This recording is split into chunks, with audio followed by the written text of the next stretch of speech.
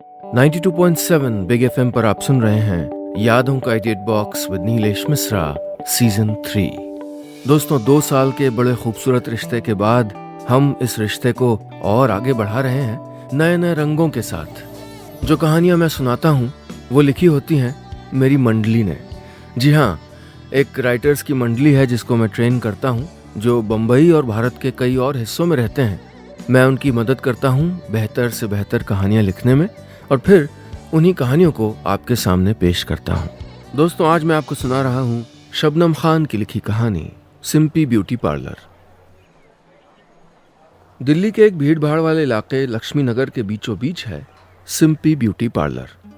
चटख गुलाबी रंग के दरवाजे से जैसे ही अंदर घुसो, सामने कटरीना का फुल साइज पोस्टर लगा मिलेगा और उस पोस्टर के ठीक दाईं तरफ छोटा सा लकड़ी का डिजाइनर रिसेप्शन, जिस पे बैठता हूं मैं, ज्ञानी। पूरा नाम ज्ञान प्रकाश सिंह, बनारस वाले। जितना लंबा मेरा नाम है उतनी ही लंबी मेरी दुख भरी दास्तान। ऐसा नाम लेके और ऐसा काम करके कोई नौजवान लड़का भला खुश हो भी कैसे सकता है। नाम की दास्तान तो कुछ यूं है कि मेरा नाम सिर्फ ज्ञान है। प्रकाश पापा जी का नाम था, और रही बात बनारस की, तो मेरे परदादा बनारस में रहा करते थे। वो काम धंधे के लिए दिल्ली आ तो गए, लेकिन बनारस की याद उनको सताती रही। फिर एक दिन अपने इसी बनारस प्रेम के चलते उन्होंने अपने नाम के आगे बनारस जोड़ लिया और वहां से सफर करता हुआ बनारस मेरे नाम के पीछे भी लग गया। मेरे 1 मीटर लंबे नाम से मेरा जीवन वैसे ही दुखी था, और एक और दुख मेरे जीवन से जुड़ गया। बीबीए की पढ़ाई के बाद मुझको अपना फैमिली बिजनेस ही ज्वाइन करना पड़ा। फैमिली बिजनेस यानी मम्मी का सिंपी ब्यूटी पार्लर। अपनी माँ की इकलौती औलाद और ख़ानदान का एकमात्र चिराग होने के नाते मुझको इसी फैमिली बिजनेस को आगे बढ़ाना था। जब मुझको अपनी इस जिम्मेदारी के बारे में बताया गया तो मैं मजाक समझ के खूब हंसा, लेकिन मेरी हंसी के बाद मम्मी ने जो रोना शुरू किया, उससे पूरा ननिहाल और बचा खुचा ददिहाल मेरे सर पे खड़ा हो गया। सब मुझको याद दिलाने लगे कि बचपन से मुझको किन किन उम्मीदों से पाला गया, क्या क्या मुसीबतें सह के मेरी पढ़ाई पूरी कराई गई, और पापा जी के ना होने के बावजूद मुझको कोई कमी नहीं होने दी गई। मेरी मदर इंडिया ने आखिरकार मुझसे कह दिया, ठीक है, तुझे मेरी मदद नहीं करनी तो कोई बात नहीं, मेरा क्या, इतने साल काम किया, कुछ और साल कर लूंगी। लेकिन इस पूरे प्रकरण से मेरे अंदर जज्बातों का एक ऐसा सैलाब उठा कि मैंने भी कसम खा ली, अब मैं कुछ करूंगा तो यही। अच्छा, कसम तो खा ली थी, लेकिन फिर कुछ रात ये सोच के नहीं सो पाया कि मम्मी के ब्यूटी पार्लर में मैं फेशियल करता हुआ कैसा लगूंगा, या फिर पेडिक्योर में क्या क्या करना होता होगा। और सबसे बड़ी उलझन ये सोच के हो रही थी कि अगर किसी की आईब्रो खराब कर दी तो अपने खानदानी बिजनेस की लाज कैसे बचाऊंगा। मम्मी ने अपने पंडित जी से कह के एक शुभ दिन भी निकलवा लिया था जब पहली बार उनके ब्यूटी पार्लर में मेरे कदम पड़ने थे। इस पंडित पे मुझे बड़ा गुस्सा आया। अरे, यही पंडित तो था जिसने मेरे नामकरण के दिन यह ऐलान किया था कि बड़ा हो कि ये डॉक्टर बनेगा, और आज देखिए। पर मम्मी को उनके पंडित जी पे इतनी असीम श्रद्धा थी कि वो इस बात को ये कह के भूल गई कि चांद तारे बदल गए, इसमें पंडित जी का क्या कसूर। खैर, वो दिन आ ही गया जब मुझको अपनी नई नौकरी ज्वाइन करनी थी। मम्मी की स्कूटी पे पीछे बैठ के उनके ब्यूटी पार्लर पहुंचा, और जैसे ही वहां का दरवाजा खोला, वहां काम करने वाली 4 लड़कियां जो फूल लिए खड़ी थीं, मुझको देखते ही खुशी से चिल्लाईं, वेलकम ज्ञानी भैया। 92.7 बिग एफएम पर आप सुन रहे हैं यादों का edit box with Nilesh Mishra season 3।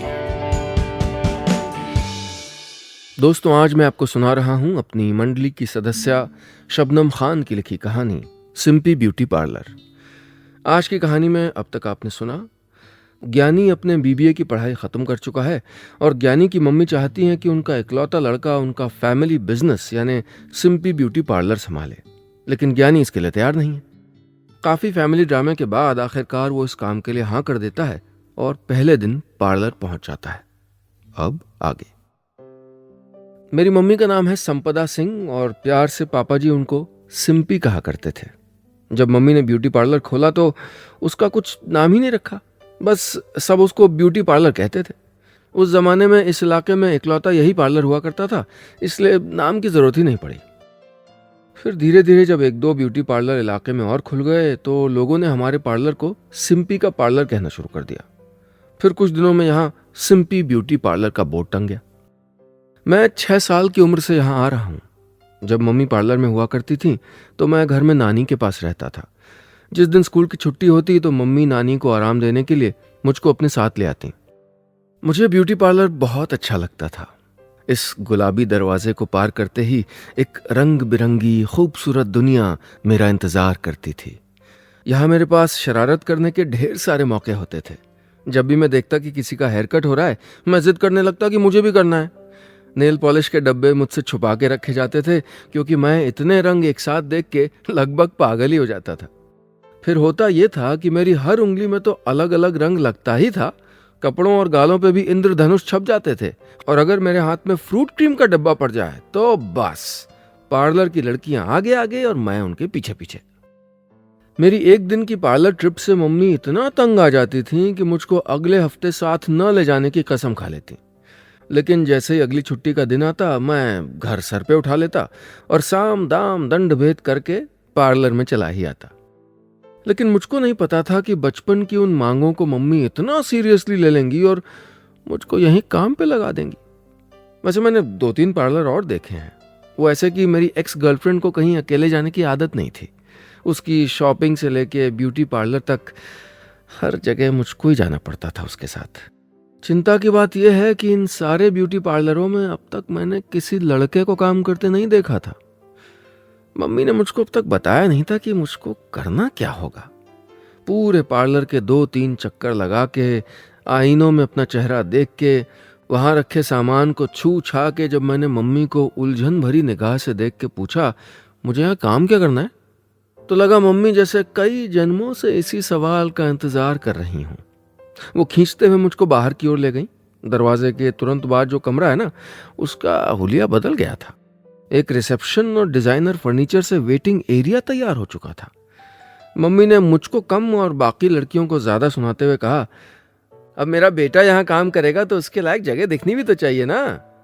तंग आके मम्मी से पूछा, अब बताओगी भी मैं यहाँ क्या करूंगा? मम्मी ने इस सवाल का जवाब कुछ बोल के नहीं बल्कि इशारे से दिया। उन्होंने रिसेप्शन की टेबल की ओर इशारा किया जहां एक स्टील की प्लेट पे लिखा था रिसेप्शनिस्ट।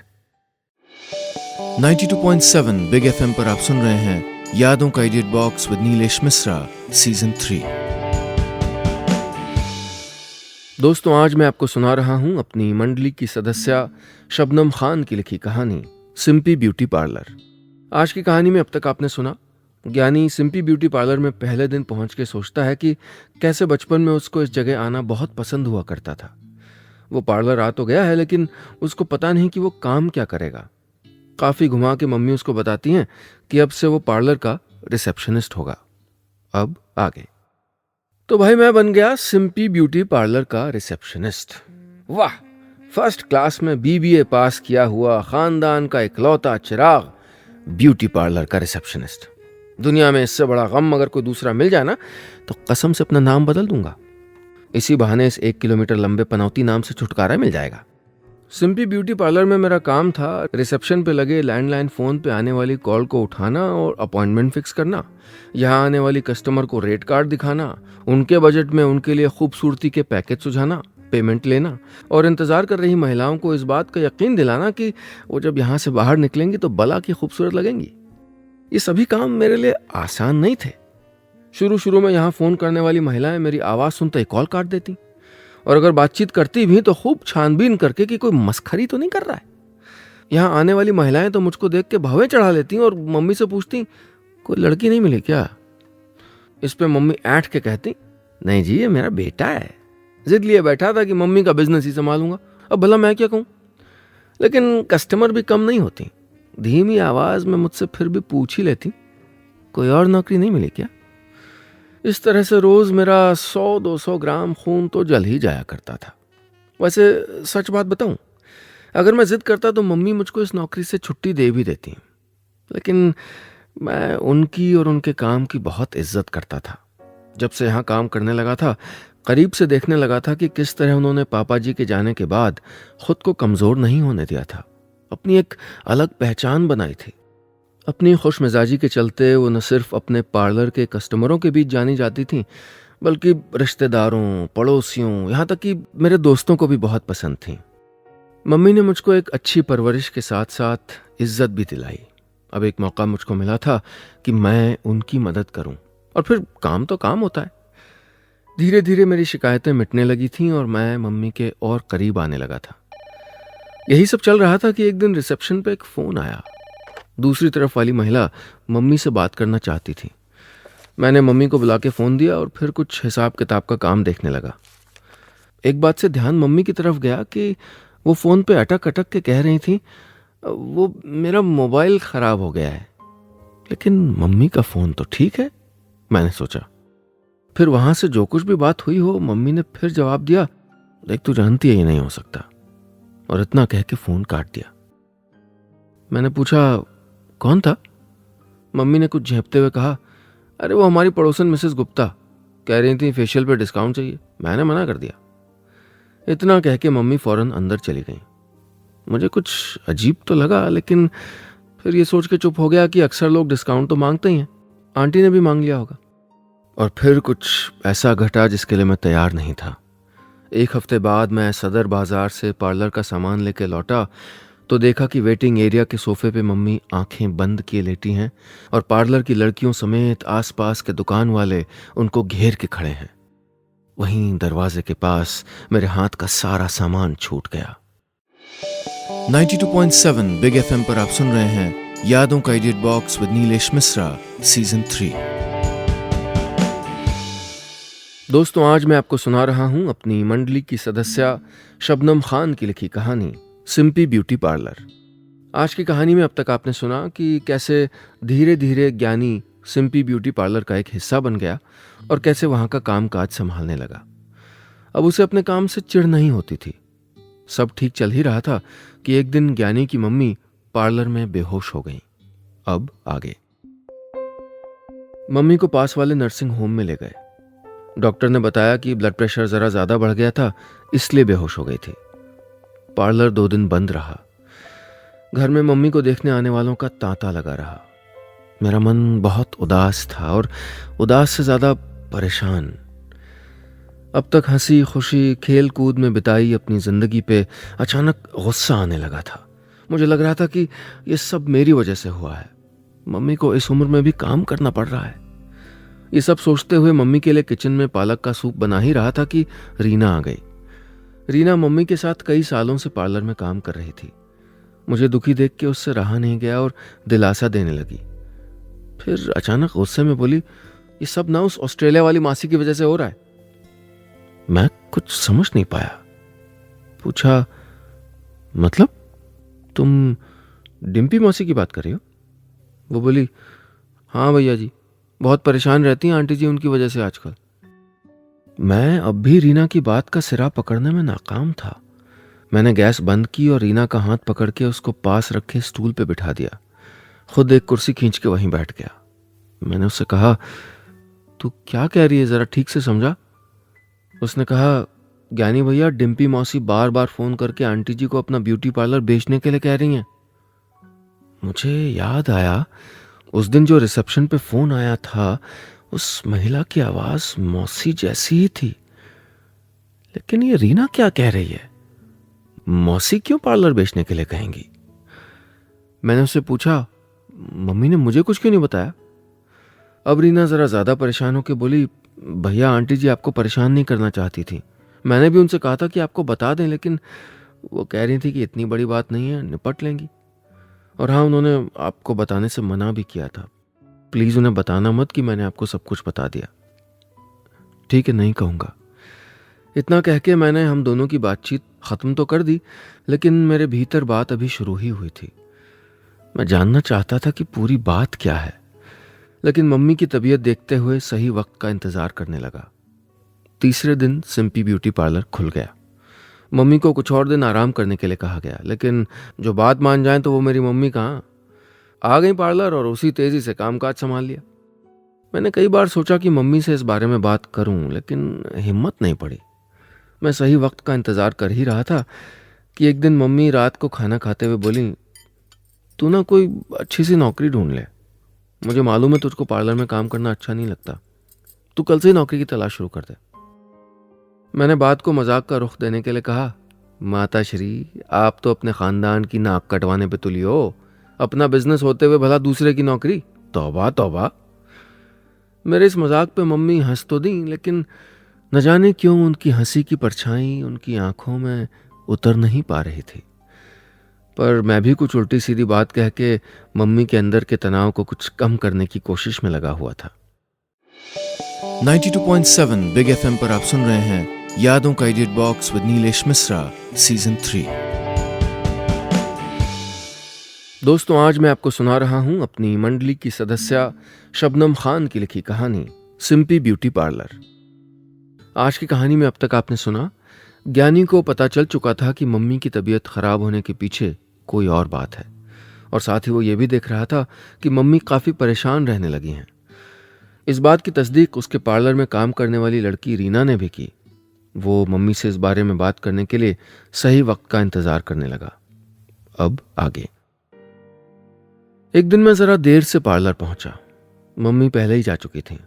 मैंने पहुंच के देखा कि इलाके के स्वीट होम प्रॉपर्टी डीलर के भंडारी अंकल वेटिंग एरिया में बैठे मम्मी से कुछ बात कर रहे थे। मैं रिसेप्शन पे अपनी जगह संभाल चुका था, लेकिन ध्यान मम्मी और भंडारी अंकल पे लगा हुआ था। अंकल मम्मी को कुछ पेपर पढ़वा रहे थे। उसके बाद मम्मी ने उस पर साइन किए, फिर अंकल चले गए। मम्मी कुछ देर वहीं सोफे पे बैठी रही। फिर मेरे पास आके बोली, 15 दिन में तो तू नई नौकरी ढूंढ लेगा ना? मैंने जिद से कहा, मम्मी मैं यहीं काम करूंगा, आपके पास। लेकिन मम्मी जरा अटकी। मैंने प्यार से पूछा, मम्मी क्या बात है? और वो डिम्पी मासी आपसे क्या कह रही थी? हाँ मुझे पता है, लेकिन आप बताओ पूरी बात क्या है? मम्मी ने बहुत हिम्मत करते हुए कहा, 2 हफ्ते में हमारा सिंपी ब्यूटी पार्लर बंद हो जाएगा। मैंने जगह बेच दी है। मुझे जैसे करंट लगा। क्या? क्यों बेच दी? मम्मी ने बीमार आवाज में कहा, ऐसे ही, अब मेरा मन नहीं लगता यहां। मैंने मम्मी का हाथ उठाकर अपने सर पे रखा और कहा, आपको मेरी कसम है, आप सच सच बताओ। वो वापस सोफे पे जाके बैठ गई। मैं उनके पास पहुंचा और बैठ गया। उन्होंने कहना शुरू किया, पार्लर की जगह खरीदने के लिए तेरी डिम्पी मासी ने आधा पैसा लगाया था। उन दिनों मेरे पास इतने पैसे नहीं थे। डिम्पी की शादी विदेश में एक अमीर घर में हुई थी, इसलिए उसको पैसे की कमी नहीं थी। मैंने सोचा था धीरे धीरे उसके पैसे लौटा दूंगी, लेकिन घर का खर्चा और तेरी परवरिश में हो नहीं पाया। मैंने मम्मी को समझाते हुए कहा, लेकिन इसके लिए पार्लर क्यों बेचा? हम कोई और रास्ता निकालते। मम्मी ने कहा, बात यह नहीं थी कि डिम्पी को पैसों की जरूरत थी। बात यह थी कि वो तेरी शादी अपनी ननद की बेटी से करवा के तुझको वहीं ऑस्ट्रेलिया में रखना चाहती थी। मैंने साफ इनकार कर दिया, क्योंकि मुझको पता था तू नहीं चाहेगा कि वहां जाके रहे। डिम्पी ने अपनी ननद को अपनी जबान दे दी थी, जो मेरी वजह से पूरी नहीं हो पाई। इसी गुस्से में उसने पार्लर को बेच के उसकी आधी रकम देने के लिए कहना शुरू कर दिया। फिर मम्मी ने कुछ संभालते हुए और चेहरे पे एक बनावटी हंसी ओढ़ते हुए कहा, मैंने भी बेच दी जगह। मुझे क्या जरूरत यहां सर खपाने की? अब मेरे आराम के दिन है, तू नौकरी करेगा ना? अगले 15 दिनों में पार्लर बंद हो चुका था। सभी लड़कियों समेत मेरी भी नौकरी चली गई। हालांकि 1 महीने बाद ही मुझको fast flight courier service company की इसी इलाके की एक ब्रांच में बतौर असिस्टेंट मैनेजर नौकरी भी मिल गई। कंपनी में अच्छा ओहदा था और अच्छी तनख्वाह थी। मुझे यही सब तो चाहिए था, लेकिन आज जब मुझको ये सब मिल चुका था तो कोई खुशी नहीं हो रही थी। शाम को जब मैं घर लौटता तो देखता मम्मी के चेहरे पे उदासी छाई रहती। वो काफी सुस्त सी रहने लगी थी। कुछ महीनों में जैसे कई साल उम्र बढ़ा ली थी उन्होंने। पहले पार्लर की वजह से वक्त न मिलने के बावजूद वो पड़ोसियों रिश्तेदारों के घर में फंक्शंस में शामिल होती थी, लेकिन अब मम्मी ने खुद को सबसे काट लिया था। मुझको महसूस हो गया था कि मम्मी से उनका सिंपी ब्यूटी पार्लर नहीं, बल्कि उनकी जिंदगी का एक बहुत बड़ा हिस्सा छिन चुका था। 92.7 बिग एफएम पर आप सुन रहे हैं यादों का edit box with Nilesh Mishra season 3। दोस्तों, आज मैं आपको सुना रहा हूं अपनी मंडली की सदस्य शबनम खान की लिखी कहानी सिंपी ब्यूटी पार्लर। आज की कहानी में अब तक आपने सुना सिंपी ब्यूटी पार्लर की जगह बेच दी गई और पार्लर बंद हो गया। इसके बाद ज्ञानी को दूसरी नौकरी तो मिल गई, लेकिन उसकी मम्मी बहुत उदास हो गई। वो अपनी किसी कीमती चीज के दूर हो जाने के सदमे से जूझ रही थी और ज्ञानी ये सब देख के काफी परेशान था। अब आगे। मम्मी की एक नहीं 2 औलादें थीं। एक मैं, एक सिंपी ब्यूटी पार्लर। दोनों पे ही उन्होंने बिना उफ किए सारी जिंदगी कुर्बान कर दी थी। लेकिन अब उनकी एक औलाद उनसे दूर हो गई थी। उसका गम किसी तरह से कम नहीं हो रहा था। मैं दिन रात सोचता रहता कि क्या करूं कि हमारी जिंदगी फिर पहले जैसी हो जाए, मुझको फिर मेरी मम्मी वापस मिल जाएं। कुछ महीने बाद मम्मी का 45वां जन्मदिन आया। मम्मी टेबल पे नाश्ता लगा ही रही थी, तभी मैंने उनके लिए वहां एक तोहफा रख दिया। तोहफा देख के मम्मी ने मेरा माथा चूम लिया, तो मैंने बच्चों से जिद करते हुए कहा, अब इसे खोलो तो। मम्मी ने उसको खोला तो एक लकड़ी के नक्काशीदार डब्बे के अंदर से एक चाबी निकली। मम्मी ने मेरे सर पे हल्की सी थपकी देते हुए कहा, चाबी के साथ ताला भी देता तो काम आ जाता। क्या मम्मी, आपने तो बैंड बजा दी मेरी गिफ्ट की, मैंने कहा। मम्मी ने मीठी नाराजगी दिखाते हुए कहा, एक शॉल ही ला के दे देता, कंजूस कहीं का।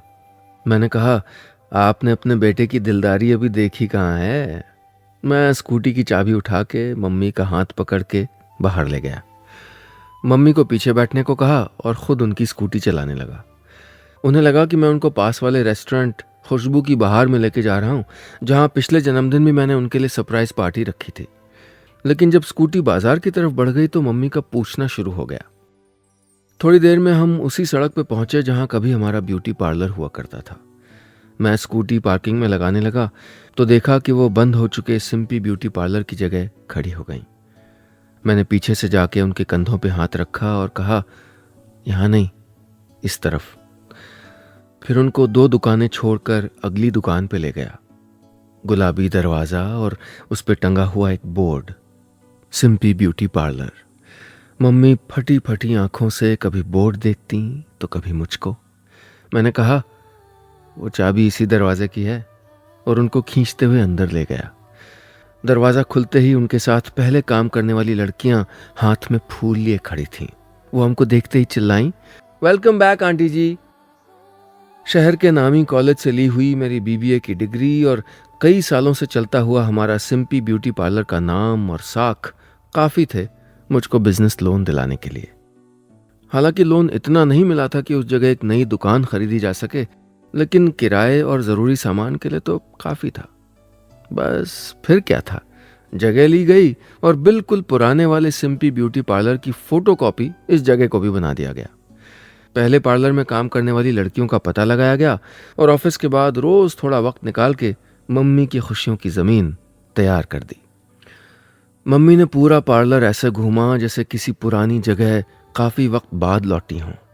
एक एक सामान को ऐसे छुआ जैसे कोई कीमती चीज खो के फिर मिल गई हो। फिर रिसेप्शन एरिया देख के मुझसे बोली, लेकिन अब रिसेप्शनिस्ट कौन बनेगा, तू तो नौकरी। और ठीक उसी वक्त रिसेप्शन पे रखा फोन बज पड़ा। मैं भाग के गया और फोन उठाया। Hello Simpy beauty parlour, how can I help you. बस इतनी सी थी ये कहानी।